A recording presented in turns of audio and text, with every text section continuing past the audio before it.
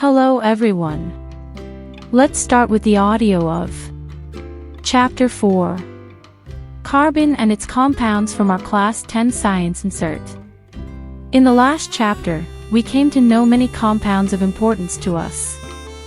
In this chapter we will study about some more interesting compounds and their properties. Also, we shall be learning about carbon, an element which is of immense significance to us in both its elemental form and in the combined form. Activity 4.1. Make a list of 10 things you have used or consumed since the morning.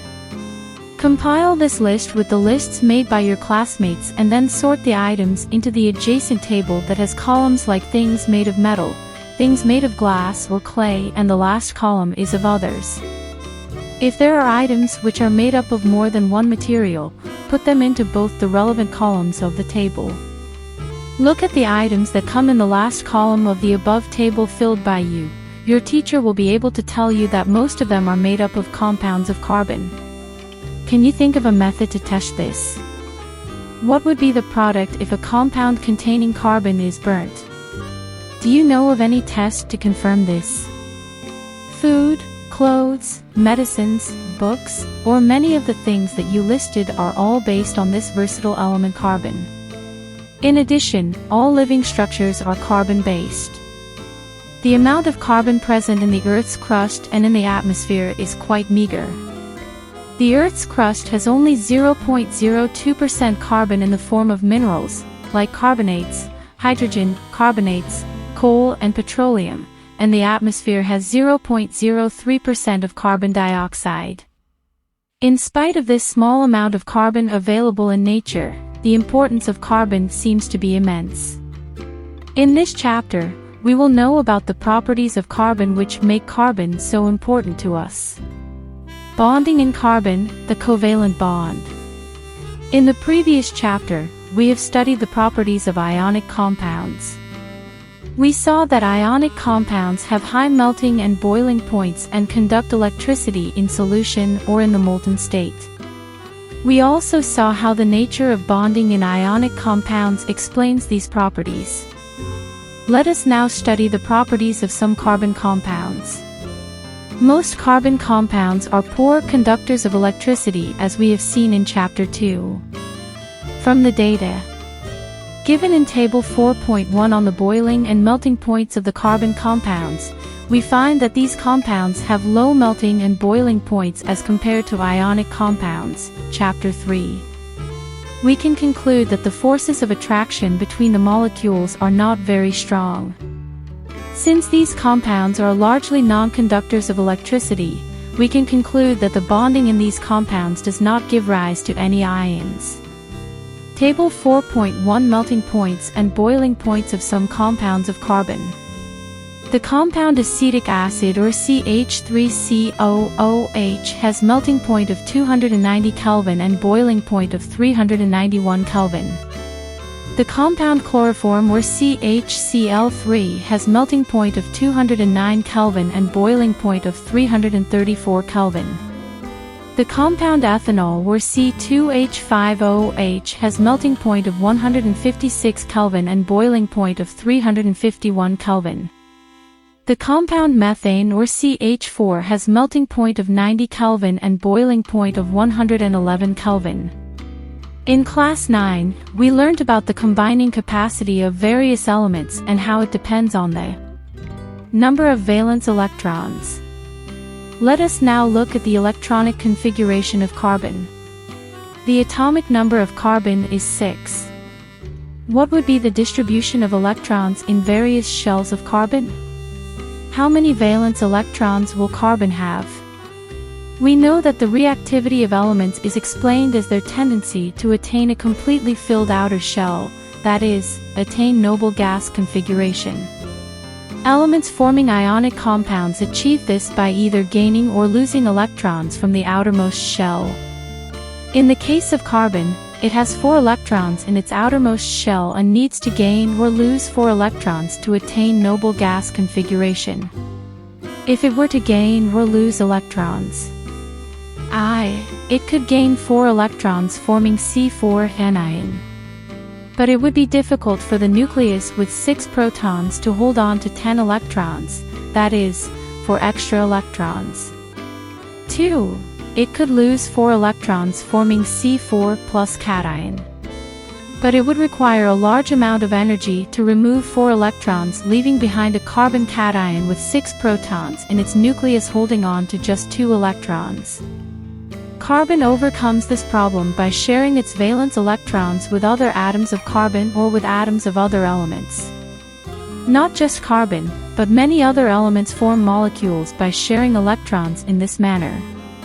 The shared electrons belong to the outermost shells of both the atoms and lead to both atoms attaining the noble gas configuration.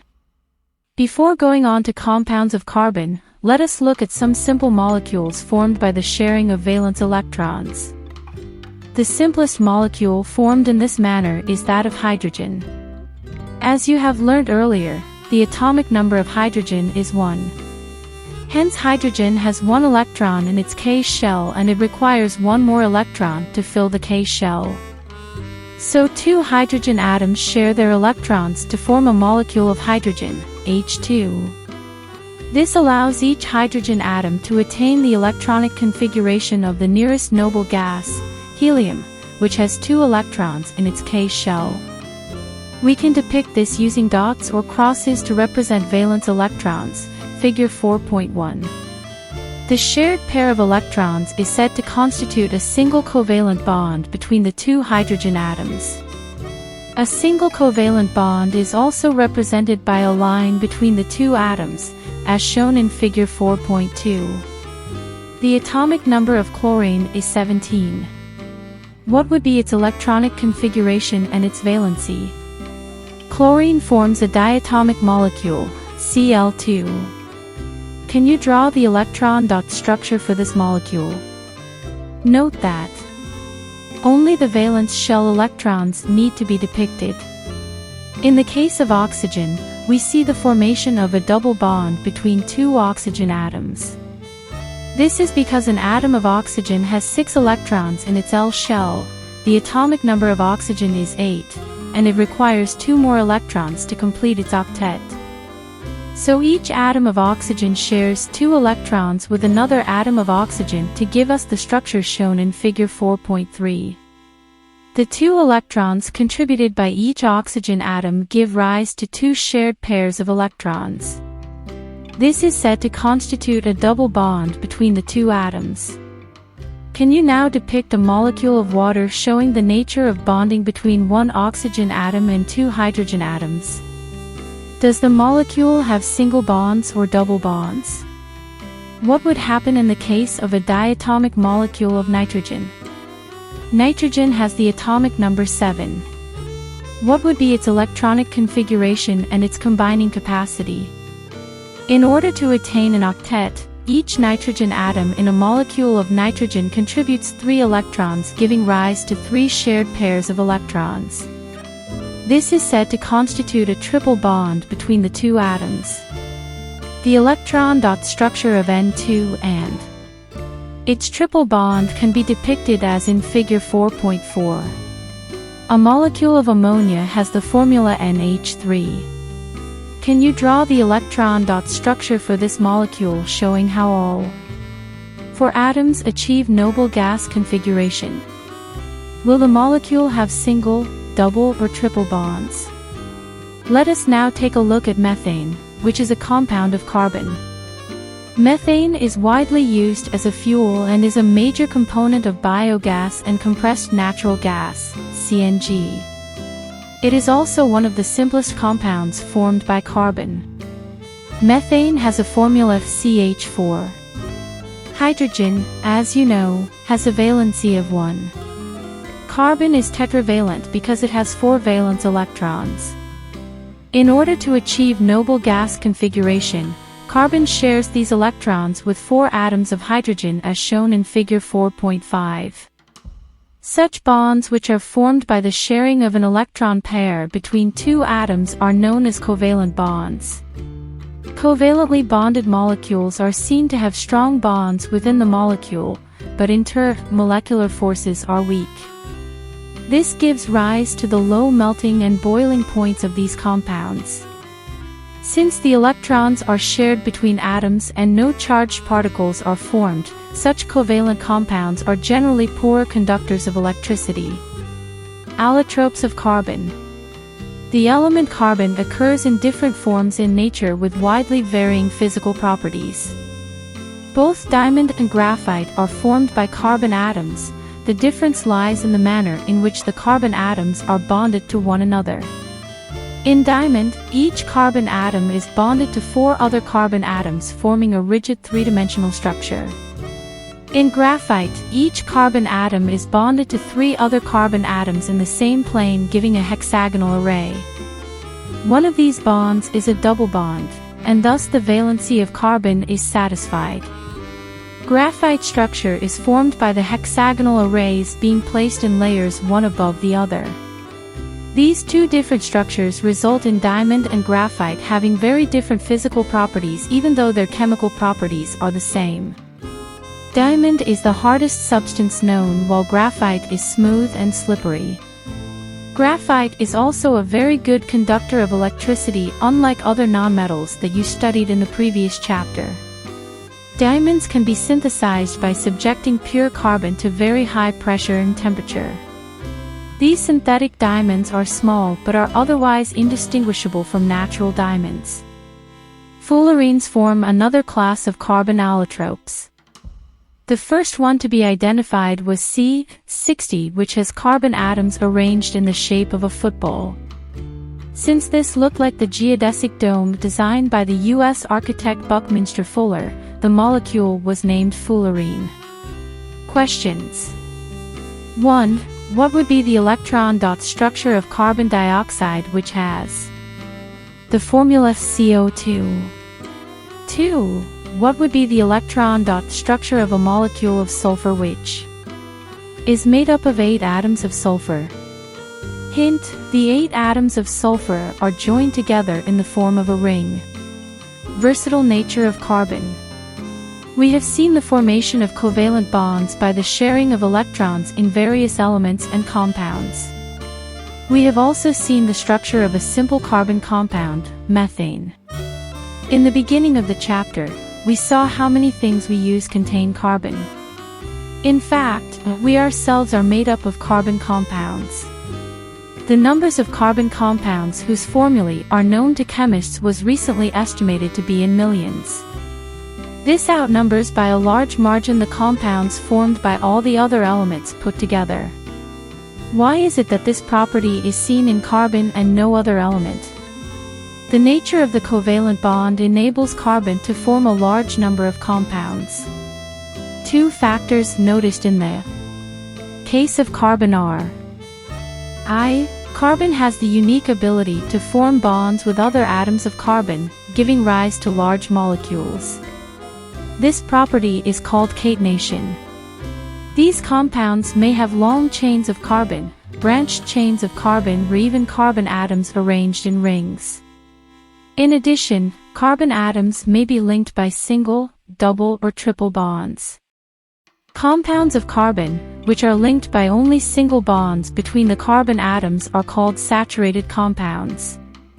Compounds of carbon having double or triple bonds between their carbon atoms are called unsaturated compounds. No other element exhibits the property of catenation to the extent seen in carbon compounds. Silicon forms compounds with hydrogen which have chains of up to 7 or 8 atoms, but these compounds are very reactive. The carbon-carbon bond is very strong and hence stable.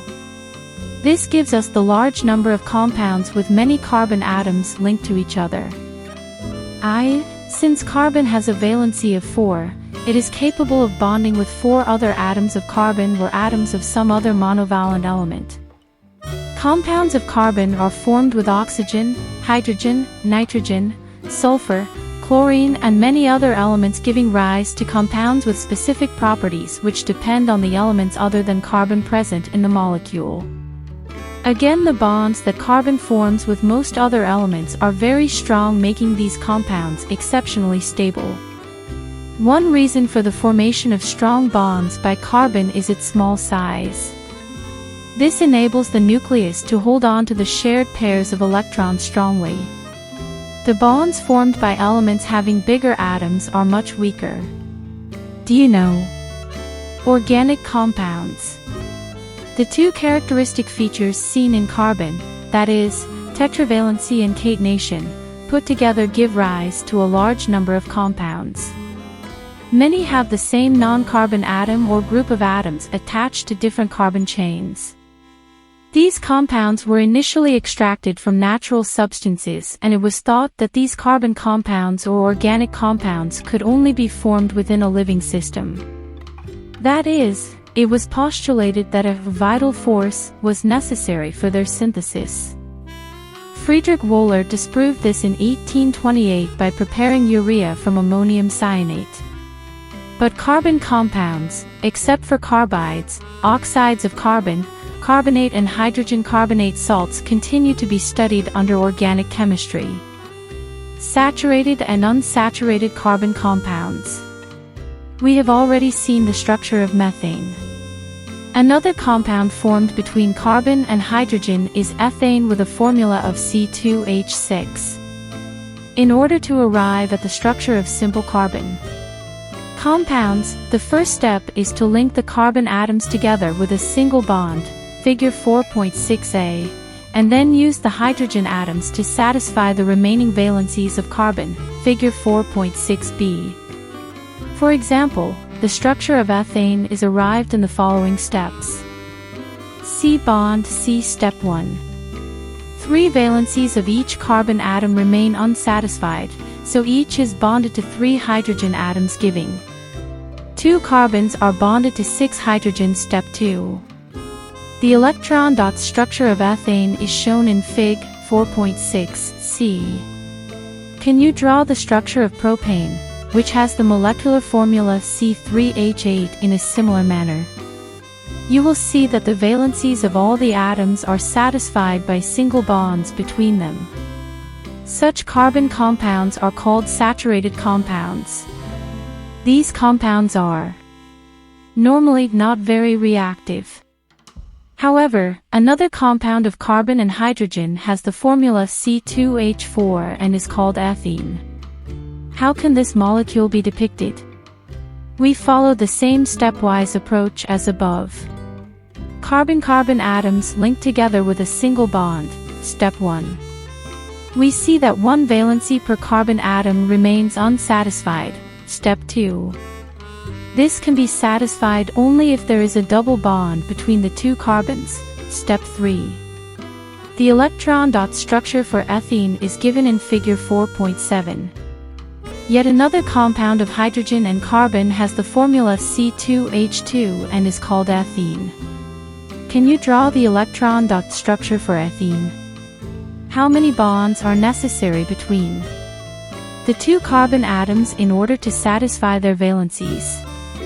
Such compounds of carbon having double or triple bonds between the carbon atoms are known as unsaturated carbon compounds, and they are more reactive than the saturated carbon compounds. Chains, branches, and rings. In the earlier section, we mentioned the carbon compounds methane, ethane, and propane, containing respectively 1, 2, and 3 carbon atoms. Such chains of carbon atoms can contain many more carbon atoms. The names and structures of 6 of these are given in Table 4.2. Observe the Table 4.2 formulae and structures of saturated compounds of carbon and hydrogen. But, let us take another look at butane. If we make the carbon skeleton with 4 carbon atoms, we see that 2 different possible skeletons are a straight chain of carbon with 4 atoms, or 2 carbons straight and 2 as a branch. Filling the remaining valencies with hydrogen gives us attach hydrogen to satisfy the valency of carbon. We see that both these structures have the same formula C4H10.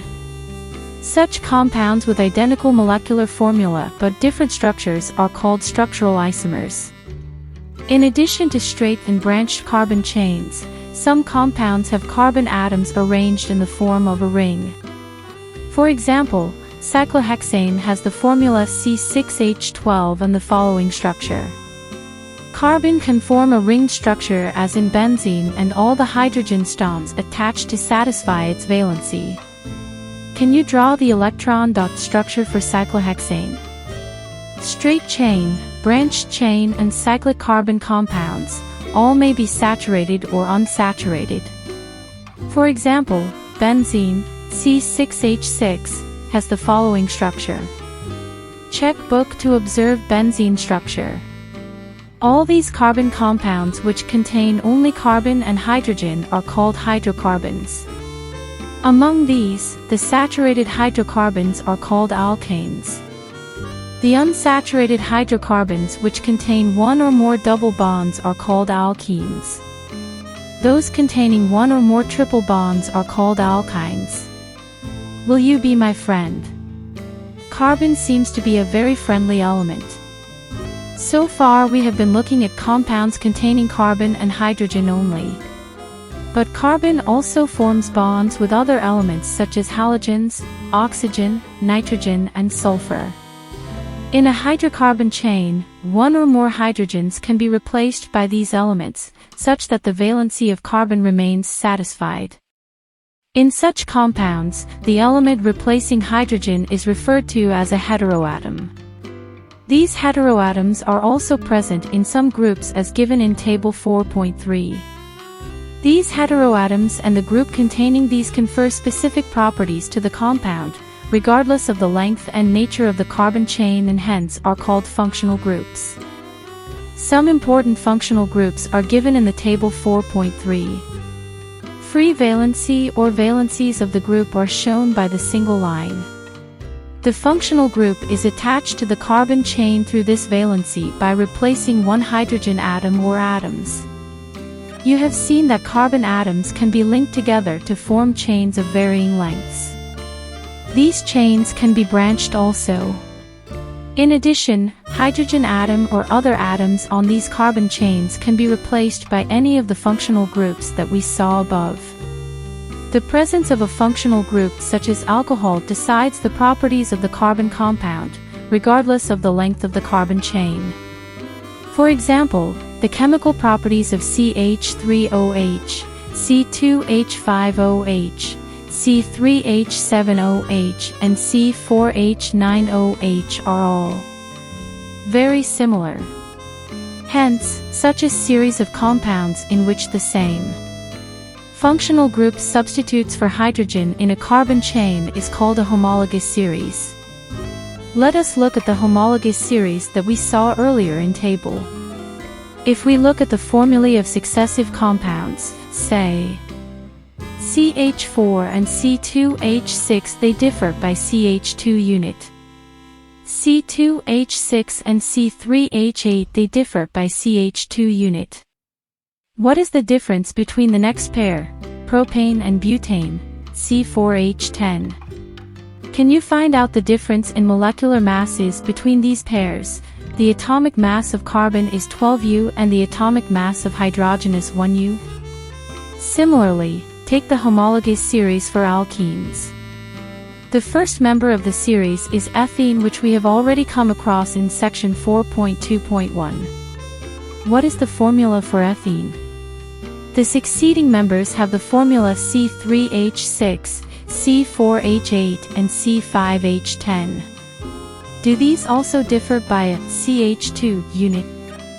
Do you see any relation between the number of carbon and hydrogen atoms in these compounds? The general formula for alkenes can be written as CnH2n, where n equals 2, 3, 4. Can you similarly generate the general formula for alkanes and alkynes? As the molecular mass increases in any homologous series, a gradation in physical properties is seen. This is because the melting and boiling points increase with increasing molecular mass. Other physical properties such as solubility in a particular solvent also show a similar gradation. But the chemical properties, which are determined solely by the functional group, remain similar in a homologous series. Activity 4.2. Calculate the difference in the formulae and molecular masses for CH3OH and C2H5OH, B, C2H5OH and C3H7OH, and C, C3H7OH and C4H9OH. Is there any similarity in these three? Arrange these alcohols in the order of increasing carbon atoms to get a family. Can we call this family a homologous series? Generate the homologous series for compounds containing up to 4 carbons for the other functional groups given in Table 4.3. Nomenclature of carbon compounds. The names of compounds in a homologous series are based on the name of the basic carbon chain modified by a prefix, phrase before, or suffix, phrase after, indicating the nature of the functional group. For example, the names of the alcohols taken in Activity 4.2 are methanol, ethanol, propanol, and butanol.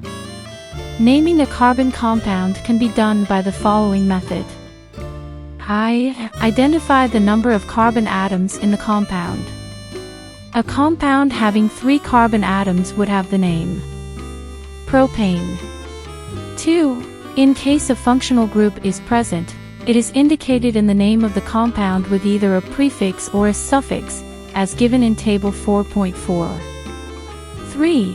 If the name of the functional group is to be given as a suffix, and the suffix of the functional group begins with a vowel A, E, I, O, U, then the name of the carbon chain is modified by deleting the final E and adding the appropriate suffix. For example, a 3-carbon chain with a ketone group would be named in the following manner: propane, E equals propan plus 1 equals propanone. 4. If the carbon chain is unsaturated, then the final ane in the name of the carbon chain is substituted by ene or ine as given in Table 4.4. For example, a 3-carbon chain with a double bond would be called propene, and if it has a triple bond, it would be called propyne. Chemical properties of carbon atoms. In this section we will be studying about some of the chemical properties of carbon compounds. Since most of the fuels we use are either carbon or its compounds, we shall first study combustion. Combustion. Carbon, in all its allotropic forms, burns an oxygen to give carbon dioxide along with the release of heat and light. Most carbon compounds also release a large amount of heat and light on burning. These are the oxidation reactions that you learnt about in the first chapter. C plus O2 will give CO2 plus heat plus light. 2. CH4 plus O2 will give CO2 plus H2O plus heat and light. 3. CH3CH2OH plus O2 will give CO2 plus H2O plus heat and light. Balance the latter two reactions like you learnt in the first chapter. Activity 4.3. Caution, this activity needs the teacher's assistance.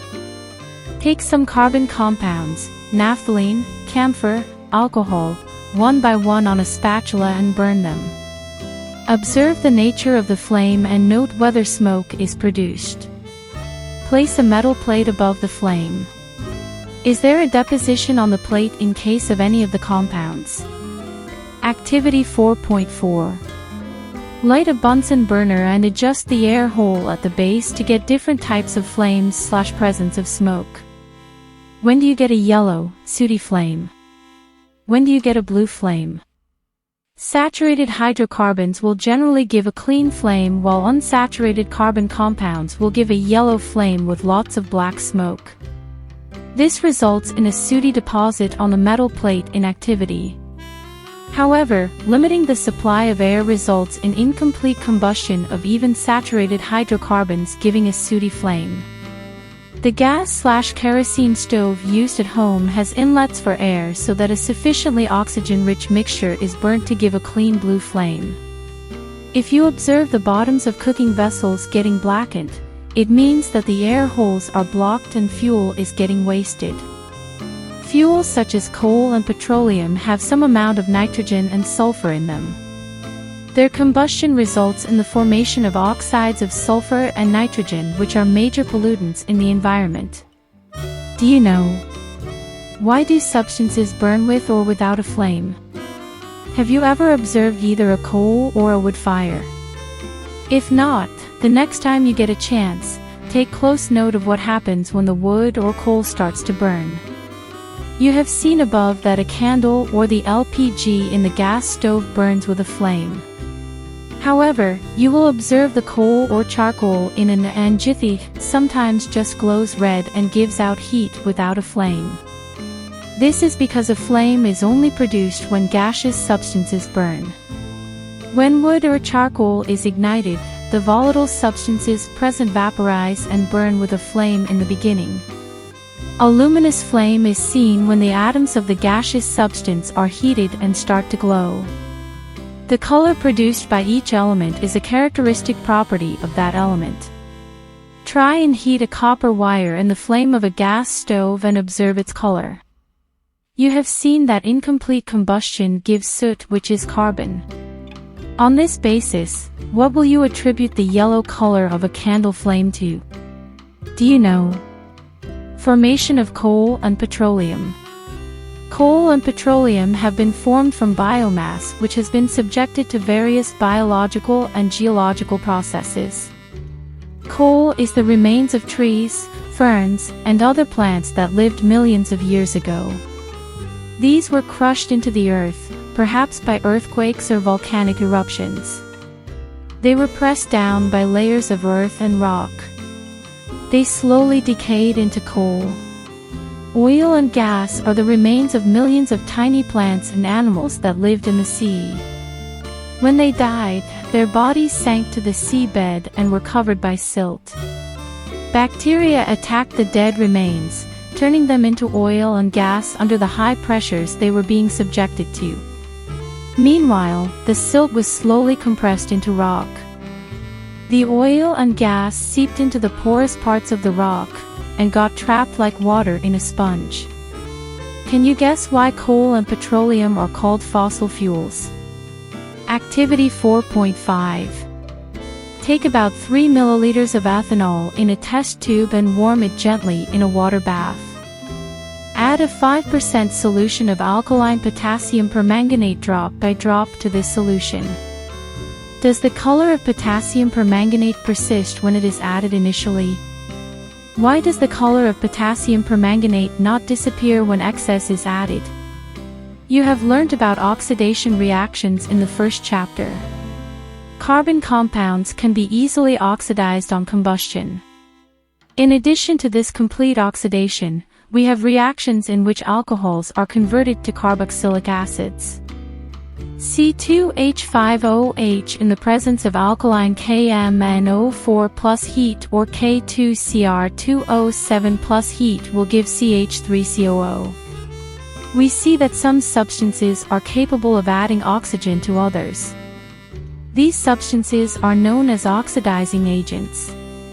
Alkaline potassium permanganate or acidified potassium dichromate are oxidizing alcohols to acids, that is, adding oxygen to the starting material. Hence they are known as oxidizing agents. Addition reaction. Unsaturated hydrocarbons add hydrogen in the presence of catalysts such as palladium or nickel to give saturated hydrocarbons. Catalysts are substances that cause a reaction to occur or proceed at a different rate without the reaction itself being affected. This reaction is commonly used in the hydrogenation of vegetable oils using a nickel catalyst. Vegetable oils generally have long unsaturated carbon chains while animal fats have saturated carbon chains. You must have seen advertisements stating that some vegetable oils are healthy. Animal fats generally contain saturated fatty acids which are said to be harmful for health. Oils containing unsaturated fatty acids should be chosen for cooking. Substitution reaction. Saturated hydrocarbons are fairly unreactive and are inert in the presence of most reagents. However, in the presence of sunlight, chlorine is added to hydrocarbons in a very fast reaction. Chlorine can replace the hydrogen atoms one by one. It is called a substitution reaction because one type of atom or a group of atoms takes the place of another. A number of products are usually formed with the higher homologues of alkanes. Questions. 1. Why is the conversion of ethanol to ethanoic acid an oxidation reaction? 2. A mixture of oxygen and ethene is burnt for welding. Can you tell why a mixture of ethene and air is not used? Some important carbon compounds, ethanol and ethanoic acid. Many carbon compounds are invaluable to us. But here we shall study the properties of two commercially important compounds, ethanol and ethanoic acid. Properties of ethanol. Ethanol is a liquid at room temperature. Refer to Table 4.1 for the melting and boiling points of ethanol. Ethanol is commonly called alcohol and is the active ingredient of all alcoholic drinks. In addition, because it is a good solvent, it is also used in medicines such as tincture iodine, cough syrups, and many tonics. Ethanol is also soluble in water in all proportions. Consumption of small quantities of dilute ethanol causes drunkenness. Even though this practice is condemned, it is a socially widespread practice. However, intake of even a small quantity of pure ethanol, called absolute alcohol, can be lethal. Also, long-term consumption of alcohol leads to many health problems. Reactions of ethanol. I. Reaction with sodium. 2. 2Na plus 2C2H5OH will give 2CH3CH2O minus Na plus H2. Alcohols react with sodium leading to the evolution of hydrogen. With ethanol, the other product is sodium ethoxide. Can you recall which other substances produce hydrogen on reacting with metals? Activity 4.6. How will you test the gas evolved? Teacher's demonstration. Drop a small piece of sodium, about the size of a couple of grains of rice, into ethanol, absolute alcohol. What do you observe? Alcohols react with sodium leading to the evolution of hydrogen. With ethanol, the other product is sodium ethoxide. Can you recall which other substances produce hydrogen on reacting with metals? Reaction to give unsaturated hydrocarbon, heating ethanol at 443 K with excess concentrated sulfuric acid results in the dehydration of ethanol to give ethene. C2H5OH in the presence of concentrated H2SO4 will give chapter 2 double bond CH2 plus H2O. The concentrated sulfuric acid can be regarded as a dehydrating agent which removes water from ethanol. Do you know? How do alcohols affect living beings? When large quantities of ethanol are consumed, it tends to slow metabolic processes and to depress the central nervous system. This results in lack of coordination, mental confusion, drowsiness, lowering of the normal inhibitions, and finally stupor.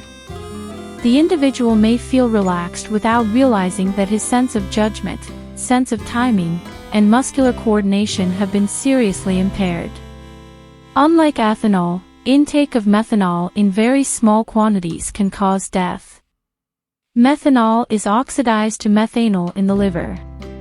Methanol reacts rapidly with the components of cells. It coagulates the protoplasm, in much the same way an egg is coagulated by cooking. Methanol also affects the optic nerve, causing blindness. Ethanol is an important industrial solvent. To prevent the misuse of ethanol produced for industrial use, it is made unfit for drinking by adding poisonous substances like methanol to it. Dyes are also added to color the alcohol blue so that it can be identified easily. This is called denatured alcohol. Do you know? Alcohol is a fuel. Sugarcane plants are one of the most efficient converters of sunlight into chemical energy. Sugarcane juice can be used to prepare molasses, which is fermented to give alcohol, ethanol. Some countries now use alcohol as an additive in petrol since it is a cleaner fuel which gives rise. Properties of ethanoic acid. Ethanoic acid is commonly called acetic acid and belongs to a group of acids called carboxylic acids. 5 to 8% solution of acetic acid in water is called vinegar and is used widely as a preservative in pickles. The melting point of pure ethanoic acid is 290 K and hence it often freezes during winter in cold climates. This gave rise to its name glacial acetic acid. The group of organic compounds called carboxylic acids are obviously characterized by their acidic nature. However, unlike mineral acids like HCl, which are completely ionized, carboxylic acids are weak acids. Activity 4.7. Compare the pH of dilute acetic acid and dilute hydrochloric acid using both litmus paper and universal indicator. Are both acids indicated by the litmus test? Does the universal indicator show them as equally strong acids? Activity 4.8. Take 1 ml ethanol, absolute alcohol, and 1 ml glacial acetic acid along with a few drops of concentrated sulfuric acid in a test tube. Warm in a water bath for at least 5 minutes as shown in figure 4.11. Pour into a beaker containing 20 to 50 milliliters of water and smell the resulting mixture. Reactions of ethanoic acid. Esterification reaction. Esters are most commonly formed by reaction of an acid and an alcohol. Ethanoic acid reacts with absolute ethanol in the presence of an acid catalyst to give an ester. Generally, esters are sweet-smelling substances. These are used in making perfumes and as flavoring agents. On treating with sodium hydroxide, which is an alkali, the ester is converted back to alcohol on sodium salt of carboxylic acid. This reaction is known as saponification because it is used in the preparation of soap. Soaps are sodium or potassium salts of long-chain carboxylic acid. CH3COOC2H5 in the presence of NaOH will give C2H5OH and CH3COONA. 2. Reaction with a base. Like mineral acids, ethanoic acid reacts with a base such as sodium hydroxide to give a salt, sodium ethanoate or commonly called sodium acetate, and water. NaOH plus CH3COOH will give CH3COONA plus H2O. Activity 4.9. Set up the apparatus as shown in Chapter 2, Activity 2.5. Take a spatula full of sodium carbonate in a test tube and add 2 milliliters of dilute ethanoic acid. What do you observe? Pass the gas produced through freshly prepared lime water. What do you observe? Can the gas produced by the reaction between ethanoic acid and sodium carbonate be identified by this test? Repeat this activity with sodium hydrogen carbonate instead of sodium carbonate. 3. Reaction with carbonates and hydrogen carbonates. Ethanoic acid reacts with carbonates and hydrogen carbonates to give rise to a salt, carbon dioxide, and water. The salt produced is commonly called sodium acetate. 2CH3COOH plus Na2CO3 will give 2CH3COONA plus H2O plus CO2. CH3COOH plus NaHCO3 will give CH3COONA plus H2O plus CO2. Questions. 1. How would you distinguish experimentally between an alcohol and a carboxylic acid? 2. What are oxidizing agents? Soaps and detergents. Activity 4.10. Take about 10 milliliters of water each in 2 test tubes. Add a drop of oil, cooking oil, to both the test tubes and label them as A and B. To test tube B, add a few drops of soap solution. Now shake both the test tubes vigorously for the same period of time. Can you see the oil and water layers separately in both the test tubes immediately after you stop shaking them? Leave the test tubes undisturbed for some time and observe. Does the oil layer separate out? In which test tube does this happen first? This activity demonstrates the effect of soap in cleaning. Most dirt is oily in nature, and as you know, oil does not dissolve in water. The molecules of soap are sodium or potassium salts of long-chain carboxylic acids. The ionic end of soap interacts with water while the carbon chain interacts with oil. The soap molecules thus form structures called micelles, see figure 4.12, where one end of the molecules is towards the oil droplet while the ionic end faces outside. This forms an emulsion in water. The soap micelle thus helps in pulling out the dirt in water, and we can wash our clothes clean, figure 4.13. Can you draw the structure of the micelle that would be formed if you dissolve soap in a hydrocarbon? More to know. Soaps are molecules in which the two ends have differing properties. One is hydrophilic, that is, it interacts with water, while the other end is hydrophobic, that is, it interacts with hydrocarbons. When soap is at the surface of water, the hydrophobic tail of soap will not be soluble in water, and the soap will align along the surface of water with the ionic end in water and the hydrocarbon tail protruding out of water. Inside water, these molecules have a unique orientation that keeps the hydrocarbon portion out of the water. Thus, clusters of molecules in which the hydrophobic tails are in the interior of the cluster and the ionic ends are on the surface of the cluster. This formation is called a micelle. Soap in the form of a micelle is able to clean, since the oily dirt will be collected in the center of the micelle. The micelles stay in solution as a colloid and will not come together to precipitate because of ion-ion repulsion. Thus, the dirt suspended in the micelles is also easily rinsed away. The soap micelles are large enough to scatter light. Hence a soap solution appears cloudy. Activity 4.11. Take about 10 milliliters of distilled water, or rainwater, and 10 milliliters of hard water, from a tube well or hand pump, in separate test tubes. Add a couple of drops of soap solution to both. Shake the test tubes vigorously for an equal period of time and observe the amount of foam formed. In which test tube do you get more foam? In which test tube do you observe a white curdy precipitate?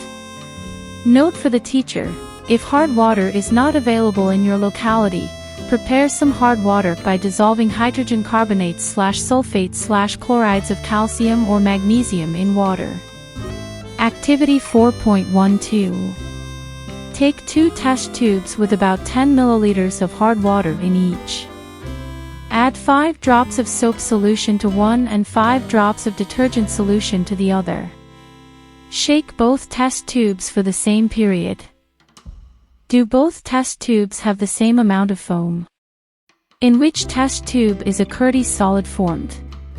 Have you ever observed while bathing that foam is formed with difficulty and an insoluble substance, scum, remains after washing with water? This is caused by the reaction of soap with the calcium and magnesium salts, which cause the hardness of water. Hence you need to use a larger amount of soap. This problem is overcome by using another class of compounds called detergents as cleansing agents.